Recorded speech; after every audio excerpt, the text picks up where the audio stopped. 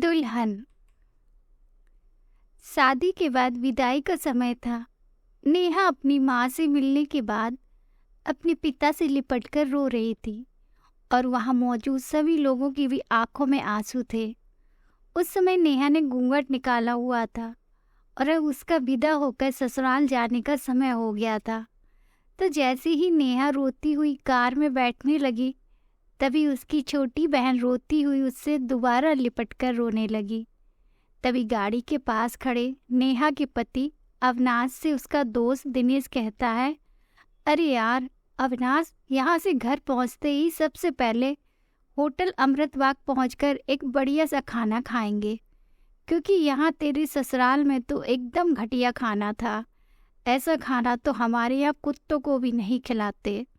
तभी साथ ही खड़े अविनाश के छोटे भाई ने भी कहा, हाँ यार, यहाँ का खाना तो एकदम बकवास था और रस मलाई में तो रस ही नहीं था। ये कहते हुए वो तीनों ही जोर जोर से हंस रहे थे। तभी नेहा के पति अविनाश ने भी अपने ससुराल वालों की मजाक उड़ाते हुए कहा कि हाँ यार, मैंने भी मजबूरी में ही यहाँ का खाना खा लिया था, वरना मैं तो ऐसे खाने को तो हाथ भी नहीं लगाता। और अब पक्का हम तीनों घर पहुँचते ही होटल अमृतबाग का खाना खाएंगे। अपने पति के मुंह से ऐसी ऐसी बातें सुनकर नेहा कार में बैठती बैठती रुक गई और उसने गुस्से में सबके सामने अपना घूंघट हटाते हुए कार के दरवाजे को जोर से बंद किया और आंखों में आंसू लिए नेहा अपने पिताजी के पास चली गई और उनका हाथ पकड़ के उनसे ये कहा कि पिताजी, मैं ससुराल नहीं जाऊंगी, मुझे ये रिश्ता बिल्कुल मंजूर नहीं है। ये बात नेहा ने इतनी जोर से कहा कि सब लोग उसकी बात सुनकर हक्के बक्के रह गए। सब लोग नेहा के नज़दीक आ गए और नेहा के ससुराल वालों पर तो जैसे पहाड़ ही टूट पड़ा हो। वजह क्या थी कि ये किसी को भी समझ नहीं आ रहा था। तभी नेहा के ससुर राधे श्याम जी ने आगे बढ़कर नेहा से पूछा कि नेहा बेटी, क्या बात है, तुम अचानक ही शादी होने के बाद अपनी विदाई होने के समय यूँ शादी को नामंजूर कर रही हो? तभी नेहा कुछ देर चुप रहने के बाद अपनी आंखों में आंसू लिए अपने ससुर से बोली कि बाबूजी, आपको पता है मेरे माता पिता ने अपने सभी सपनों को मारकर हम सभी बहनों को इतना पढ़ाया लिखाया और काबिल बनाया, और अब जानते हैं कि एक बाप के लिए उसकी बेटी क्या मायने रखती है। वैसे आप और आपका बेटा कभी नहीं जान सकते, क्योंकि बाबूजी आपके घर में तो कोई बेटी है ही नहीं।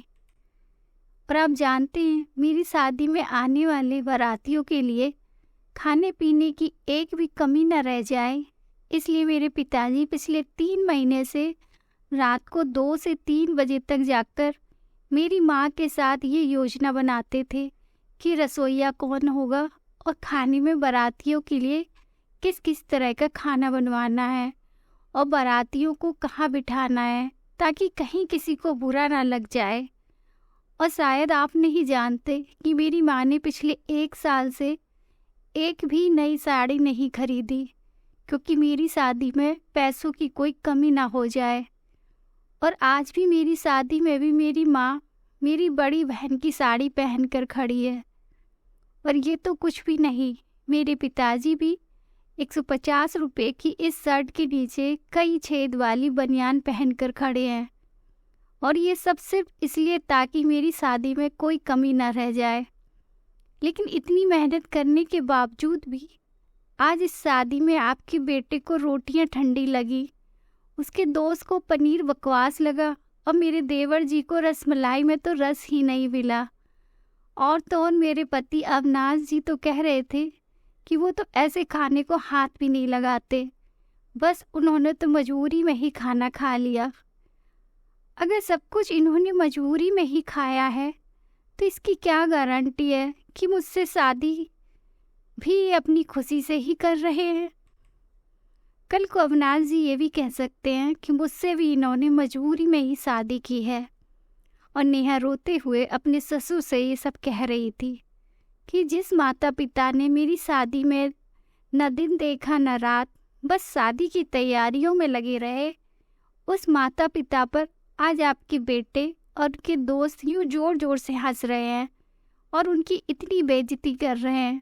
क्या आपके घर में माता पिता की इतनी ही इज्जत होती है? तभी नेहा के ससुर ने कहा कि बेटी, इतनी छोटी सी बात पर तुम इतना नाराज हो गई। तो नेहा ने अपने ससुर की बात को काटते हुए कहा कि बाबूजी, ये छोटी सी बात नहीं है। अगर शादी के बाद मैं भी आपकी इज्जत ना करूं तो आपको कैसा लगेगा? ये सुनते ही नेहा के ससुर ने शर्म के मारे अपनी आंखें नीची कर ली। तभी नेहा ने कहा, लेकिन बाबूजी, आप चिंता न करिए, हमारे अंदर हमारे अच्छे माता पिता के संस्कार हैं। किसी की बेइज्जती करना, ये सब हमारे माता पिता ने हमें कभी सिखाया ही नहीं है। ये सुनते ही नेहा के पिताजी दयाशंकर जी ने आंखों में आंसू लिए अपनी बेटी को गले से लगा लिया और उससे कहा कि बेटी, मुझे गर्व है कि तू मेरी बेटी है और अब तू शांत हो जा बेटी। मुझे मेरी कसम, तू इन्हें माफ़ कर दे और खुशी खुशी अपने ससुराल चली जा। तभी नेहा का पति अविनाश भी नेहा के पिताजी और नेहा से हाथ जोड़कर माफ़ी मांगता है और ये कहता है, बाबूजी, मुझे माफ़ कर दो, सारी गलती मेरी ही है।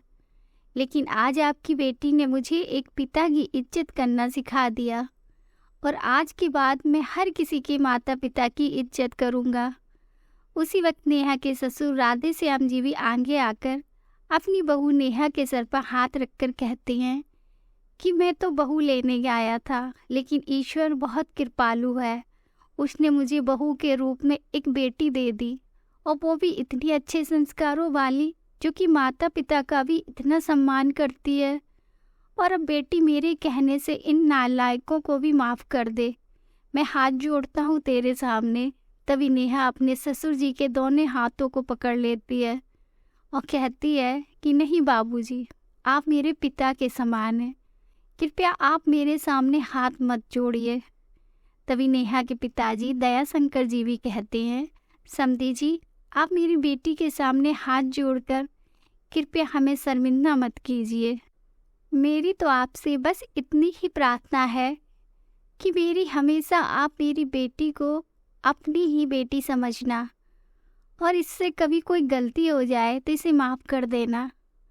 तो राधे श्याम जी ने अपने समधी दयाशंकर जी का हौसला बढ़ाते हुए कहा कि आप बिल्कुल चिंता मत करिए, बल्कि अब तो नेहा बेटी ही हमारे पूरे घर को संभालेगी और अब ये ही हमारे घर की लक्ष्मी है। ये सुनकर नेहा के पिताजी बहुत खुश हो जाते हैं और अपनी बेटी को खुशी खुशी विदा कर देते हैं। और नेहा अब राजी खुशी अपने ससुराल रवाना हो गई थी और अपने पीछे छोड़ गई थी आंसुओं से भीगी हुई अपनी माँ और पिताजी की आंखें और अपने पिता का वह आंगन, जिस आंगन में कल तक वह खूब हंसती खेलती थी। आज से इस आंगन की चिड़िया उड़ गई थी किसी दूसरे प्रदेश में। तो दोस्तों, बेटी माँ बाप का अपमान वह एक अनमोल धन होता है। और दोस्तों, अपनी छाती पर पत्थर रखकर वो अपनी प्यारी बेटी और अपने जिगर के टुकड़े को उसकी शादी करके उसे विदा करता है। इसलिए दोस्तों, एक बाप अपनी बेटी की शादी करके वैसे ही उससे दूर हो जाता है और हमें उसका अपमान करके उन्हें और दुखी कभी भी नहीं करना चाहिए। Thank you. अगर आपको हमारी ये कहानी पसंद आई तो please like, share and subscribe ज़रूर कीजिएगा ताकि मैं आपको और अच्छी अच्छी कहानियाँ सुना सकूं।